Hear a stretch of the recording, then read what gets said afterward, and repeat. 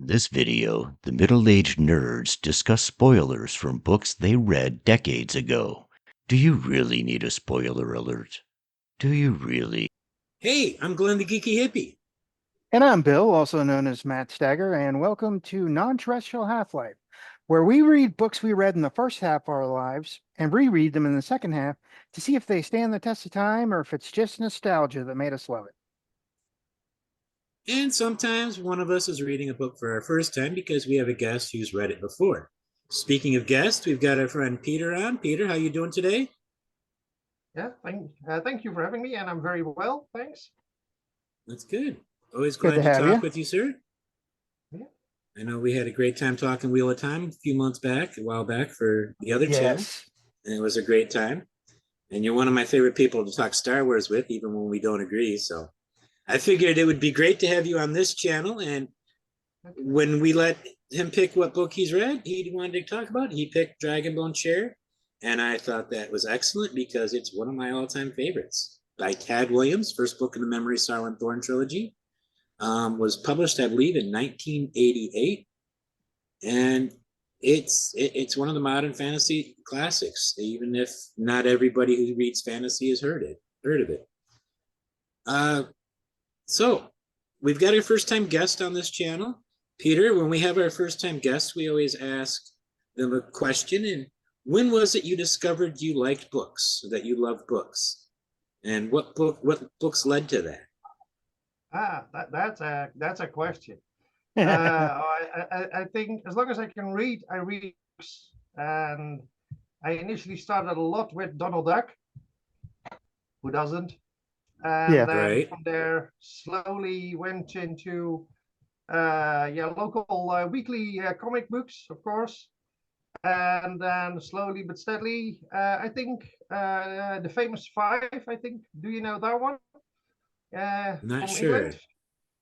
It Not doesn't by that sound title. familiar. Nowadays it's a bit controversial because of the writer, but that started me reading. And then started reading initially in English. Alistair MacLean, if the name rings a bell. That name's vaguely familiar. Yeah, Reading I definitely heard it before. a lot of those, and then after that, lots of Robert Ludlum. Hmm. And Never read any Ludlum. I've seen some movies based on his stuff.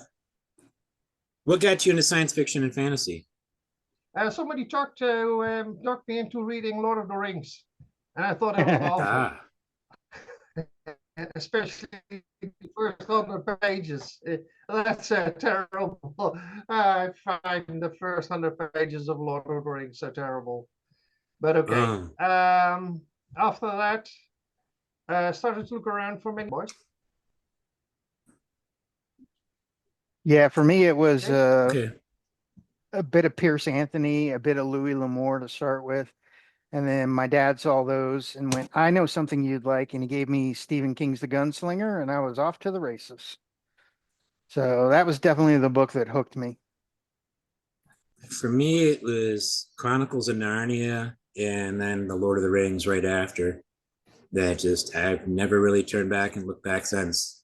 And that was about 7, 8 years old when I read those. So, well, do you guys remember? Well, Bill, obviously you remember when you first read this book. Yeah, I was about Peter, to say, do you you mean remember last the week? first? Yeah, I Yeah, remember do you last remember the week. first time you read this book?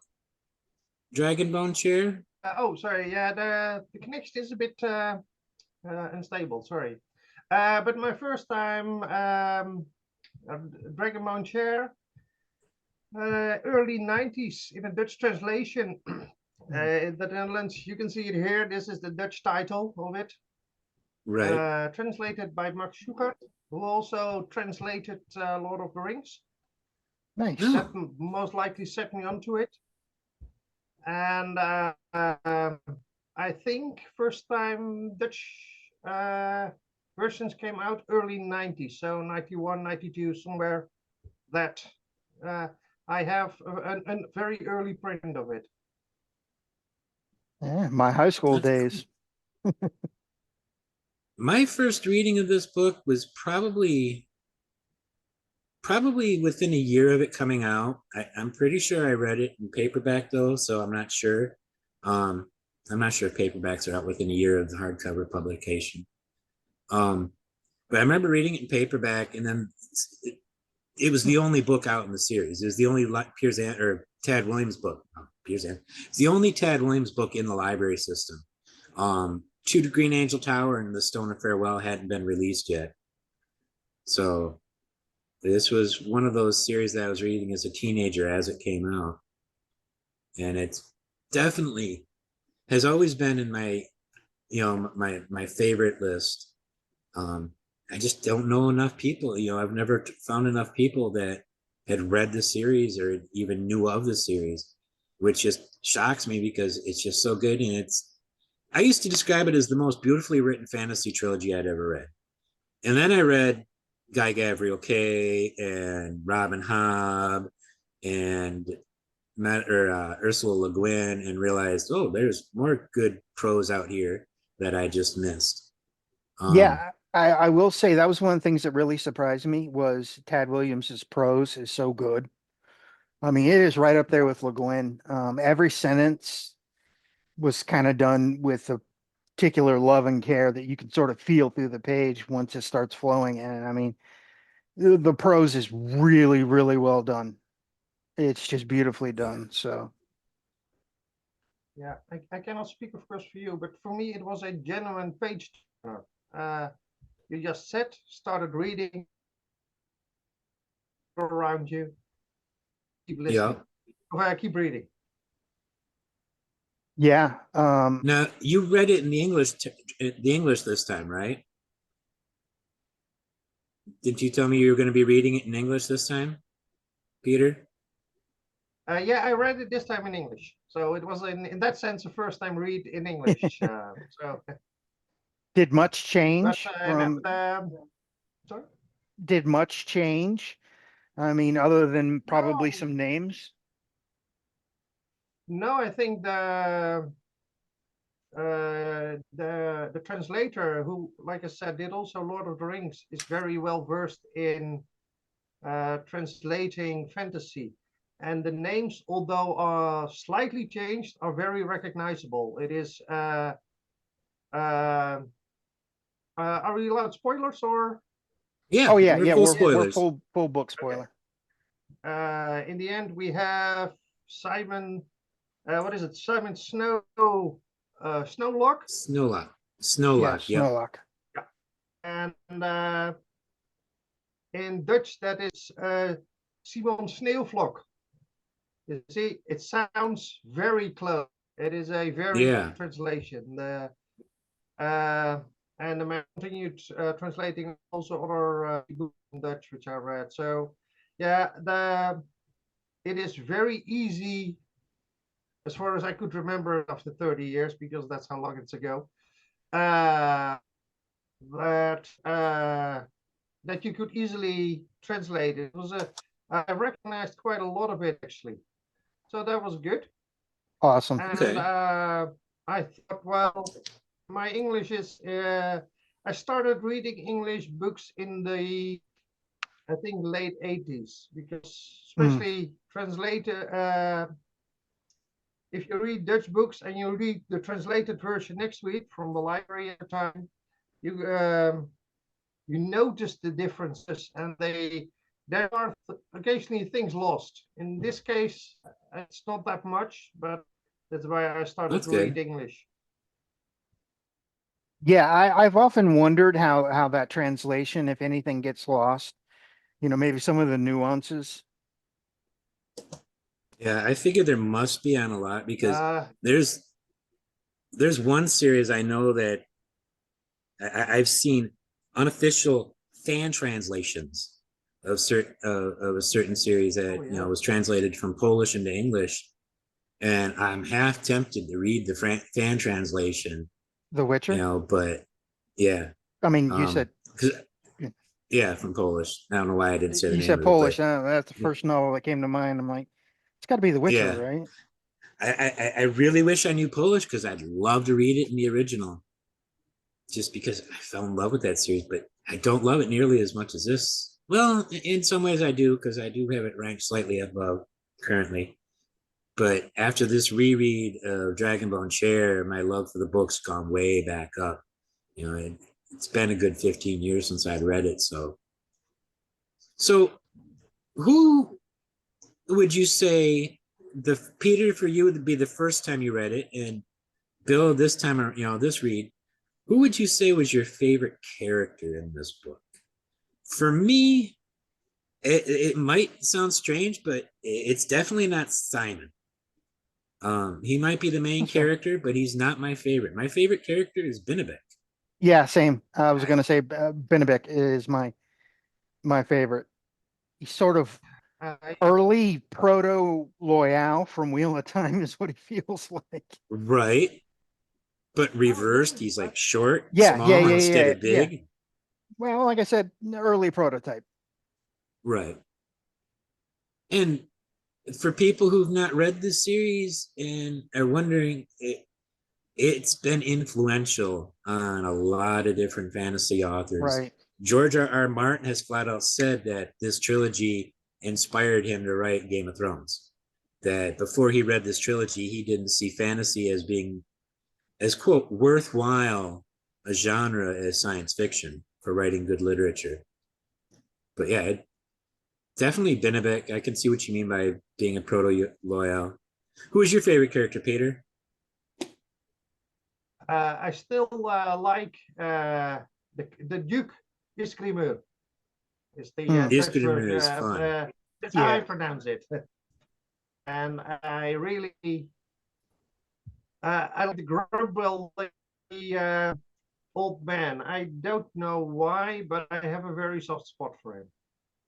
For Morganis? The doctor? No. They sorry, did it get lost again? Because you seem. Well, I know you'd said Duke Iskrimur, but which old man? Is that who you meant by the old man, Iskrimur? Yeah, that's what I mean, because he's Okay. very well established, and he complains about that he once did at home, especially early on in the series, and sit by the fire, would be comfortable, take care of it, and he's not allowed to go home somewhat later in the book, and he complains about that continuously. And I really basically enjoyed his line, especially what happens at the end. Not sure if I already want to go there, but I really that really made me laugh. Yeah, Jaranaga, however it's you want to pronounce it. I had a hard time with some of the names in these, so forgive me if I mangle a few. Even though I was listening on audio, I had to sort of repeat myself the name a couple times to get it to stick. But I love that character too. I'd probably put him third. Simon was probably my second. But I mean, did anybody else? I mean, I really got a pug sort of feeling in the first half of this with the beginning, the boy who's from the sort Riftwar saga. Yeah. The boy who's sort of kitchen help and lowly and gets taken in to be taught by the old doctor who yeah, I really got that sort of Kellowan feel from the beginning of the book. Yeah, I can see that. It's a very similar thing. Like I was telling you before we started recording, you get a similar thing in the Bulgarian series by David Eddings, where Bulgarian is he's a peasant boy, a commoner, just like we're seeing. We see Simon or Salmon, however you want to say it, whichever name you want to use. I was looking something up. Well, I mean, publication date for Magician is 82, 6 years before this, so I can see it as an influence. Well, I mean, look at Simon. He is very much a freaking Randall 4 version 1. Yeah, the tall, the red hair. He's a prototype of Rand. So yeah, yeah. Why do you think I figured out who? Why do you think, spoilers for the Wheel of Time, I figured out on page 1 that Randall Thor was the Dragon Reborn? Pretty much. I can see that. It just right out the bat, because I had literally started reading it right after finishing this trilogy, this series, for like the second time. I'm like, so it was like, Oh, what, a red, tall, skinny redhead walking on, and we start right off the bat with him. Well, gee, I wonder, you Yeah. know. Yeah, you can find very clear connections to Wheel of Time, Game of Thrones Song of with the Ice and White Fire. Walkers. Yeah. and Patrick Rothfuss. Yeah, indeed. I did not realize how much actually how big the connection actually was when I reread it again. I thought by myself, hey, I've seen that on television. Yeah. Yeah. And that's the thing with this series is because it's, I hate to call it old, but 1988 is quite a while ago. You know, it's it was it was put into the zeitgeist, the fantasy zeitgeist, early on when it was still developing and starting to figure out its way. So it's one of the earliest ones to use a lot of these tropes. Maybe I'm not going to say it's the first because I'm sure I could always find an example that would predate on a lot of the tropes, but so many tropes and such stuff that's become so standard in fantasy, especially the pseudo-European, medieval European setting that it has, and it's become common. So in a way, this book is like the book that so many fantasy authors are trying to get away from, the whole, the medieval European setting. And this guy, he picked up and he's got another trilogy going. Well, it's actually a tetralogy, that takes place 20, 30 years later, set in the same world. He's sticking with it. He's written other stuff, but this setting is it's so intricate, it's so beautiful, and it's such a reflection on medieval Europe, I think, in a lot of ways, that it says a lot about where, the religious wars and other stuff that was going on throughout, Europe. Yeah, I was going to say you definitely see the Catholic Church sort of influence within the Night religion, religion. definitely. Yeah. Yeah, I To agree. this. There, it is very, yeah. But is he not also one of the what's the good phrase there? One who keep the torch alight in the 80s and early 90s, because there Torchbearer. was not much fantasy around at that time. No, Absolutely. Yeah. it was him and David Eddings and Raymond E. Feist. At least Yeah. amongst the guys. There's some female authors like Barbara Hambly was pretty big in the 80s for a while there, although not a lot of people I know read her. Catherine Kurtz was a big name during the 80s. Le Le Guin was still a big name. But it is Um, one of those books that is writing classical, because you get that very classical fantasy feeling, but you also see where he's starting to drift away to it into what we consider modern fantasy. So it's one of those books like The Wheel of Time that sort of straddles those two, at least so far. I haven't yeah. finished the series yet, so just based off the first book, I can say it does seem to straddle that line beautifully, the way The Wheel of Time did as well, where it's classic in its beginning, but you can feel it moving on and becoming something else, which is a bit more modern.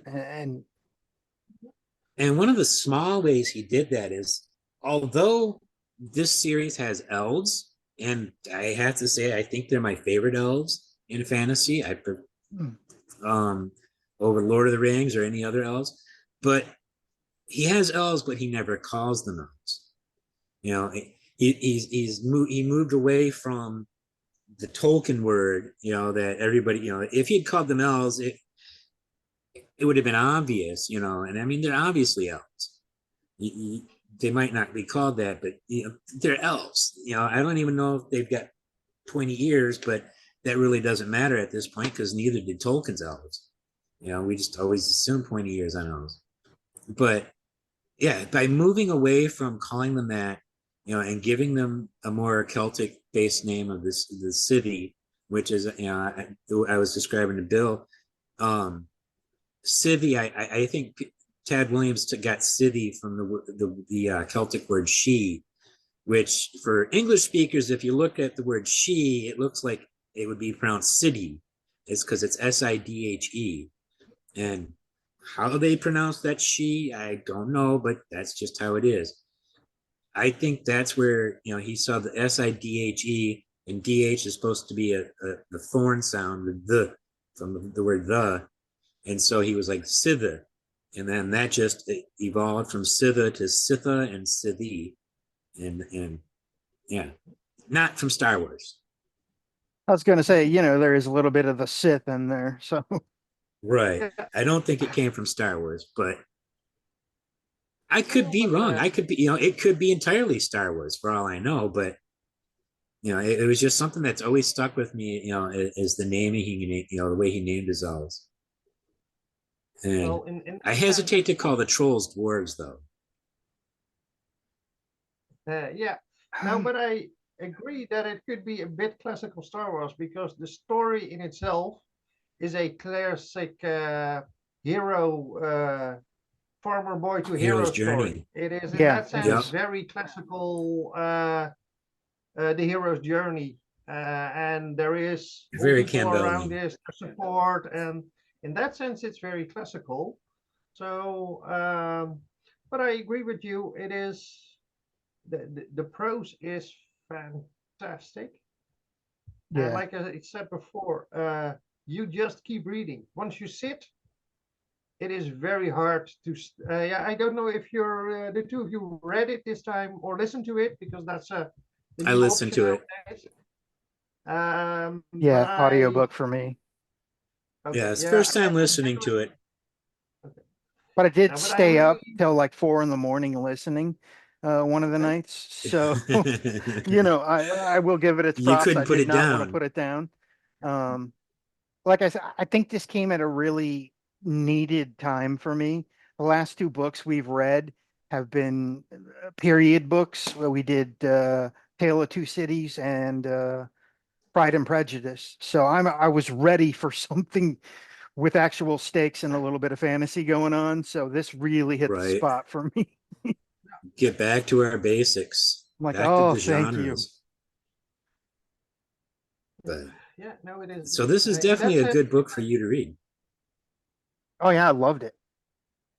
It's definitely in my top 10 as far as fantasy so far. He would have to do something really horribly crazy in the next two books for me to not keep it within my top 10. So Now, one thing I can put a good bet on in the next two episodes we talk, I bet your favorite character is not going to be Simon or Benebek. I have okay. a couple of characters that I think you might end up putting as your favorite character in the next book or two. One of them we've already met this book, the Ranaman. I can't even think of his name now. uh, Tiamak, Tiamat, yes, Tiamat, yeah. Tiamat. yeah, Once you get more Tiamat, I really think you're gonna like him a lot. yeah, Um, Tiamak is I remember loving that character. he's Um, very interesting, and he grows, especially in this first book. He's a very small side character, Hmm. but that is also one thing in Ted Williams' book. Not only in this, but I also read a number of his other series. Um, you have to read very attentively to the text because every chapter and every person has a meaning and will come back. And if he I explains something, a lot of times in songs, which he explains, or he lets his character sing, you can you have to pay attention. Just like in the Lord of the Rings, if you pay attention, or if you don't pay attention to that, or you think, oh, it's just a song, we skip it, you're missing some information. I yeah, mean, I skip it now when I do a reread, but I didn't originally the first couple times in Lord of the Rings. I did listen to every song, but I told Glenn, I'm like, it feels like there's a lot of foreshadowing. It feels that I'm not 100% sure, but it feels like there's a lot of foreshadowing. We cut I'll away a just say lot in the second half, especially from our sort of main group of characters. And I'm like, I got a feeling a lot of these people are going to be far more relevant than they seem right now.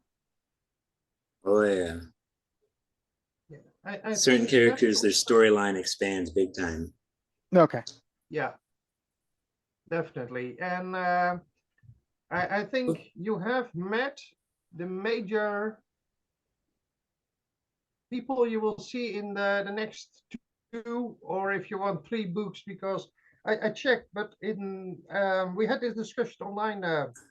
In the Netherlands, the 3rd book is definitely introduced separately, okay, in 2 parts, and they were not, as far as I recall, published the same date. So they were definitely seen here at this site as 2 different books. But yeah, there will be a lot. There will be a lot to evolve. What, Peter, what things, if any, had you forgotten since you first read this book that pleasantly surprised you when you reread it? The thing is, I had forgotten quite a lot, in all fairness.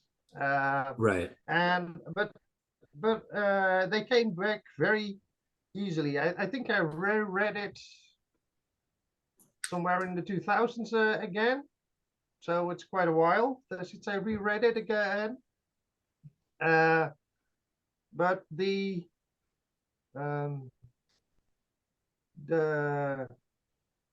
technical, on the technical side, the quality of the prose, if you're just reading the book, it is so very beautiful. We already discussed that. And the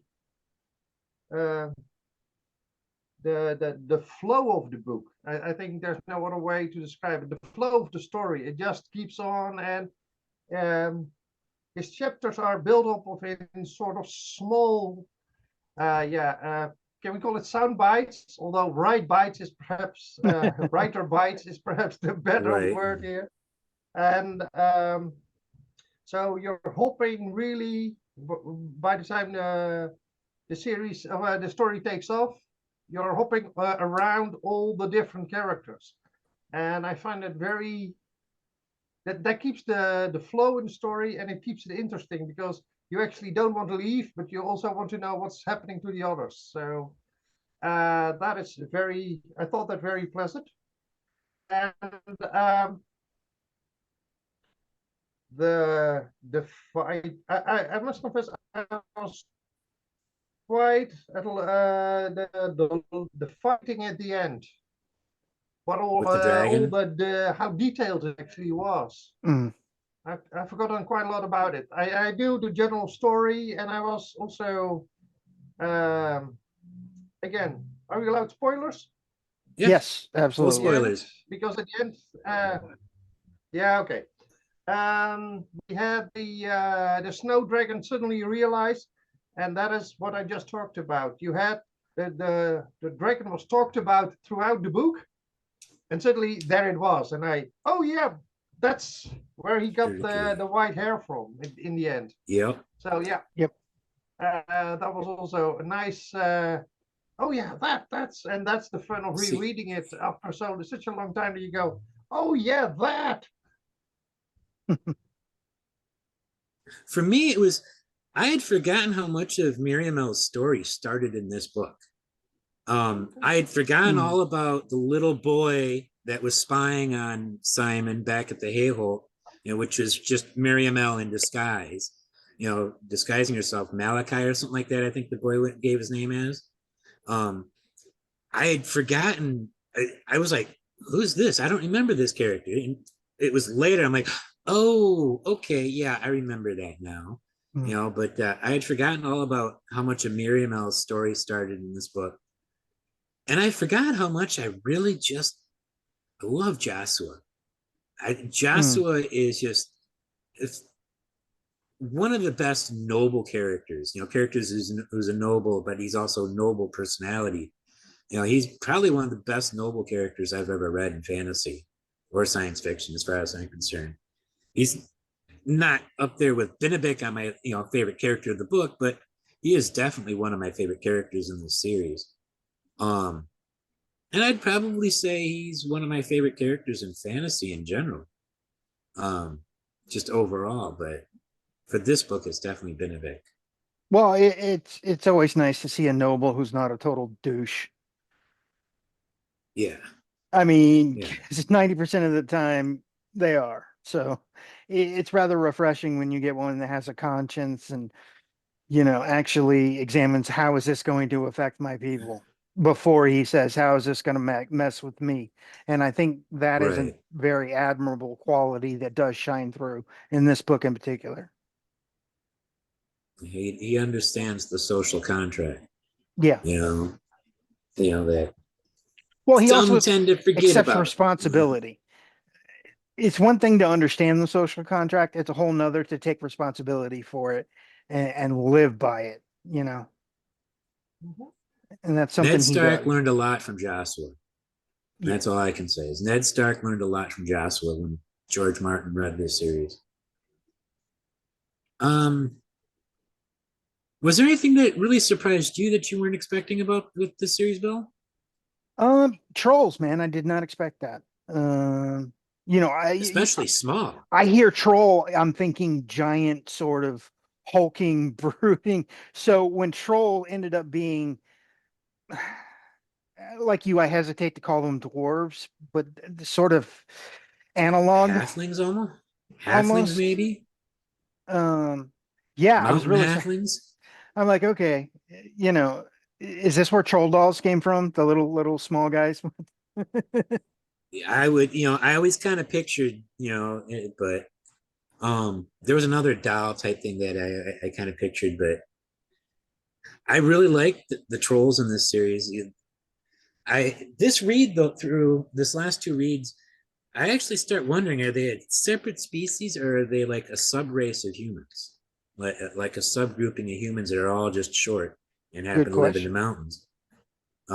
I mean, the Scythian and the Norns are obviously a different species. I mean, their Well, yeah. features are completely different. They've got cat-like eyes. I really hope this series gets filmed. There are others that have been optioned. I swear I read somewhere that somebody bought the rights to make this, and I'd Um, love to see it if it was done because I think it would be one of the best fantasy series on television. It's just a really good story Yeah. in a world you feel like you already know, because in yeah, so it many feels ways we familiar. do. Yeah. That's good that you say that in a world you know, because now you say that I suddenly realize, yeah, the world is very comfortable. It is very you're at home. That's not the correct description. What is that? It, it It it's is a very familiar, comfortable. Yeah, familiar. Thank you. Yeah, yeah. that's the better description. Very much. Yeah. And it's the way he designed everything to be this analog of Europe, Western Europe, you know, from the Adenite Church being the Catholic Church to the Rimmersmen being Scandinavians, the Yeah. Erkenlanders being Central Western Europe. You got the Nabani, who are from the Roman Empire. Um, you've got the Hernestiri, who I guess would be your last holdouts of pagan Celts, Yeah. in Europe. It just everything has its analog, but it's not like he rips off Europe or he's made a mirror universe, I guess, of to our world of what the map doesn't line up at all, but the cultures do map out to stuff we've seen in Western Europe, last few hundred years, or 1,000 years even, of what European history. I'll tell you what else surprised me was how much of this was obviously used to influence other series. I mean, you can straight up see White Walkers in here. You can see some Wheel of Time stuff in here. And I mean, it really hits, and you're like, well, okay. And I see where the two connect and the sort of ideas get blended together. And I'm like, I didn't realize this series was that influential. I have heard of the series, I had just never read it. But Right. after, listening to it, I'm like, there is a lot of fantasy that sort of took pieces of this and mixed it into their own recipe that I had no clue Randall about. Thor. Yeah, I mean, a Like lot you of said, stuff. that's Rand right there. Yeah. Yeah, definitely. It's all over the place. Like you said, the White Walkers, and it just I can't gush enough over this series. I hate to say it, I'm so happy we got to discuss it because I got somebody new to read this for their first time. So I'm really happy about that. I just wish more people knew the series. Too many people look at it, especially the younger set, and they see how old it is, and they're hesitant because a lot of the younger set doesn't want to read older fantasy. But I think this is right there where fantasy had started to change. Even the way it was written had started to change from what we had seen before. So in some ways, it's just as modern, and it's still a living setting because he's still publishing it. Even today, he's probably right this minute typing away on a computer somewhere, typing Let's hope lines so. for these characters. Because I know that there's still another book or two to be published in the series. I mean, I truly hope so. Like I said, I enjoy his writing a lot more than I thought I would, and his prose in particular, more than I thought I would. So I hope he's still writing, and I'm looking forward to actually continuing. I was kind of annoyed I had to stop and not immediately dive into book 2. Oh, you could have. Has your life experience Yeah. changed your perspective on this story? Do you look at this story different now as an older man? I'm not saying you're old, but as an older man than the young man you were when you first read it. I am too old to die young, my dear Glenn. Yeah, me too. You're not that much older than me. So you don't have me by too many years. I'll be 50 this year. Okay, that's good. Keep going, keep going. Yeah, the nowadays we have what is called young adult novels. I would say you could see this, but the difference is that you now have more. At least I have more eye for the sidelines of the main story, which is of course the story of Simon and Miriam Mele, although that's more in book 2 and 3. And you were more willing to accept in that sense. How do you pronounce names? That's Friar Father Kadrich, Patrick. Cadrak. Yeah. Cadrak. The monk. Okay. The drunken monk. You will have standing for what he does and why he does it, especially in later books what we talk about. But he is I won't spoil anything for Bill. He is an interesting character, and yes, he is. I'm interested in him. He reminds me of another character from the Demon War saga. I don't know if you ever read that. My perspective really hasn't changed that much. Well, no, it probably has because I look at Simon being a mooncalf over Miriamel, at Naglamund when he finds out that she's the princess. Yeah, and back then I understood why, I could totally feel for him. I understood why he was so angry and upset. Looking at it now, I'm like, my God, what a teenager he is. Yeah, so my perspective probably it's more looking at Simon and realizing, and I love the word mooncalf, for him. And it just, he is Randall Thor. The more I think about it, I can't get that out of my head now. Just how much young Randall Thor he is. Yeah, it's just my outlook on him, has changed. And I can understand, the grown up, the adult characters a little bit better. Right. So, because I was a teenager the first time I read this series. So now, here's one that I don't think we're going to find anything. Go ahead, Peter. Yeah, you saying something? In that sense, when I reread that bit about what you just described, when he talks to the princess, I thought, yeah, he's really a teenager. It is so recognizable as being teenager. So chapeau for writing it that way, that I still recognize it and still feel for him. But in that sense, I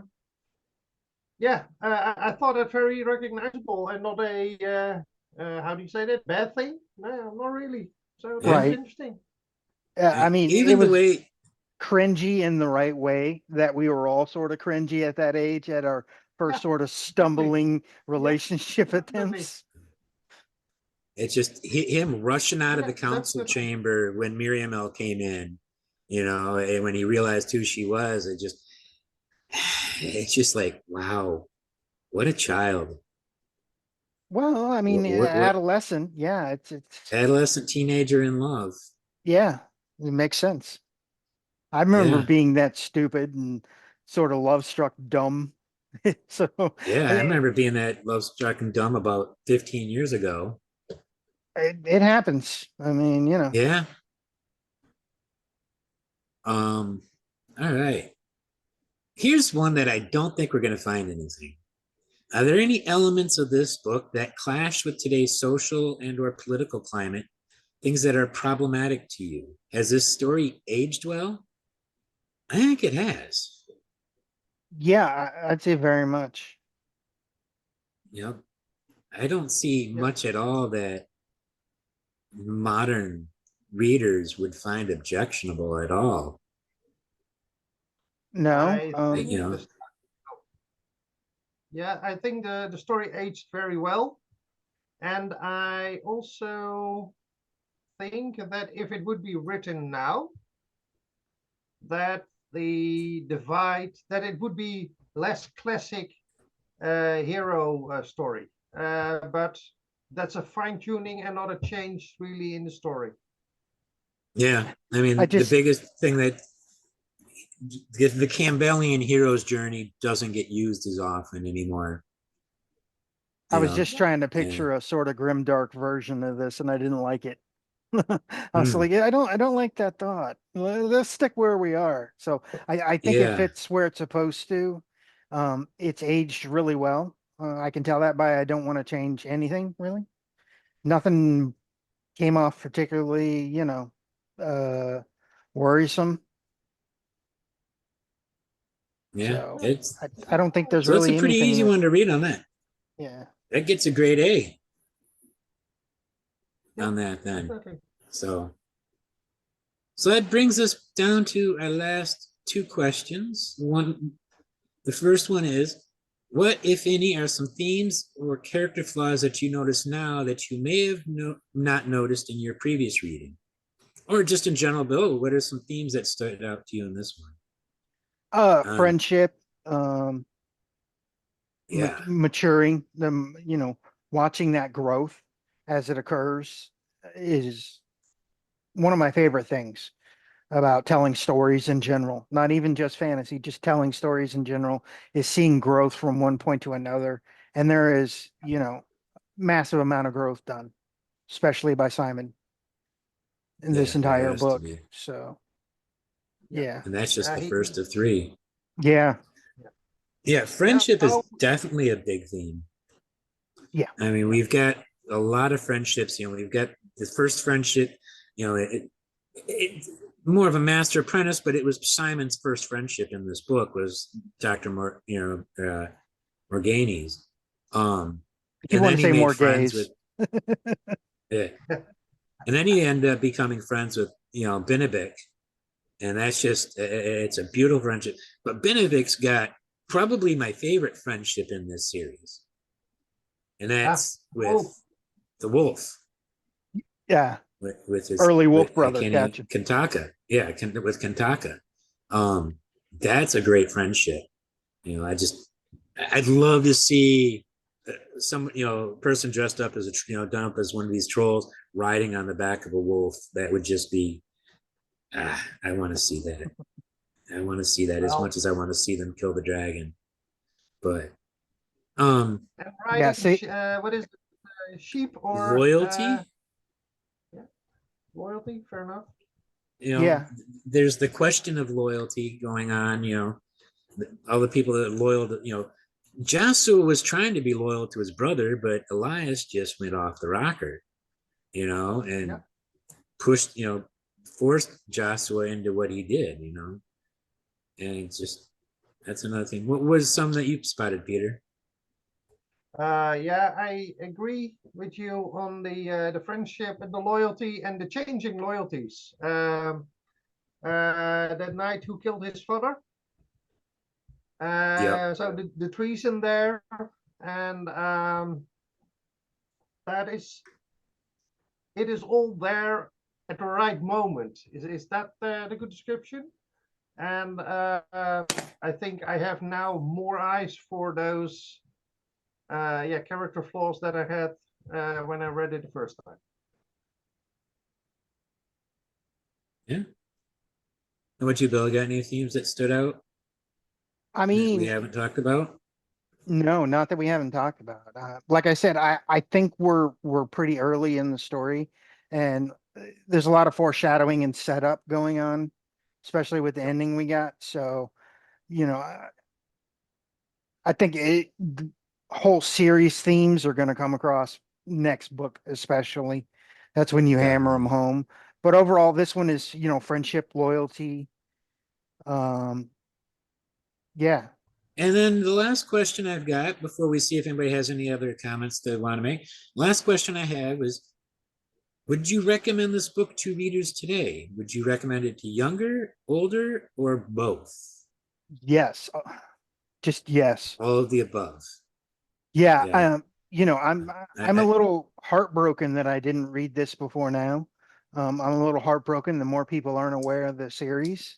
Because like I said, this is sort of an early blueprint of where fantasy ended up going. And this is basically the road marker that started them down that road. And I think it deserves more attention and respect than it's gotten from what I can tell. Definitely. and it does get some love out there in the booktube sphere. I have seen some reviews of it. I've heard it mentioned and brought up by a few of the big names, but yeah, it's an it's not unknown, but it's a less well known series that I Overlooked, I'd really, say. It yeah, overlooked a bit. overlooked. Overlooked. Yeah, that's a good one. Yeah, I mean, the fun part was I got your question list, and just days before I sent somebody on Twitter who said, "Oh, I have read these and these on in fantasy books," and there was nothing. So I said there, "You haven't read fantasy if you haven't read Ted Williams." So yeah, I can and I still understand why stand you by would that. say that. Yeah, I can now. Yeah, I would have questioned that a few weeks ago, but I absolutely would agree with that now. That Yeah, this is a must read for anybody who is a fan of fantasy. yeah. definitely. Even the younger set Yeah. who doesn't like older fantasy, I think. Yeah, I think I if they would give it a try and see where it goes, they would be pleasantly surprised. Yes, it does start off in that classical sense, but you can feel it growing into something different and more. So, Yeah, oh definitely. and as Yeah, you and of course they should keep in mind the date it was published so that they can remember which stuff was influenced by it and not that that stuff influenced this, because that can confuse people sometimes. It's like if somebody's already read the Wheel of Time, already read A Song of Ice and Fire, and then they read this, they're going to be, well, this is a little bit uh, copycatty, until they look at the derivative. publication date. Derivatives, thank you, I was trying to think of the word. yeah, Derivative. okay. Very Yeah. good. you know Yeah, but you look at the publication date, it came out before both of those, long yeah, before both, well, not long before Return Wheel of Time, but a few years before it. So yeah. yeah, And I I think you can long said this recommend is it one to of the all most ages. important fantasies. Yeah, all Yeah, ages. It's one of the most important fantasy series that we have in the English language. okay. Did anybody else Very have cool. anything else that they wanted to bring up? Just if you haven't read this, give it a shot. Absolutely give it a shot. Please. It's definitely worth it. Like I said, it is sort of the signpost of where that diverging from Tolkien starts is right here, and Yeah. it's beautifully written. If nothing else, just the prose itself is worth a read. If you're, definitely into the magic of putting words together in a flow sort of state, then you have to read this. Yeah, the prose is great. The prose is amazing. Well, Peter, thank you for coming on today. Sorry you And had a thank little you bit of for connection suggesting problems this. there. Yes, I'm thank you for really pleased. picking this book. It's been a lot of fun rereading this, and it's been fun chatting with you as always. Thank you for the We will invite, be and thank you for the reread. No problem. We will be back in 3 weeks. The three of us. Peter will be joining us again as we discuss The Stone of Farewell, Book 2 in Memory, Sorrow, and Thorn. So please leave us a like, subscribe, and leave some comments. And don't forget to be awesome. See you.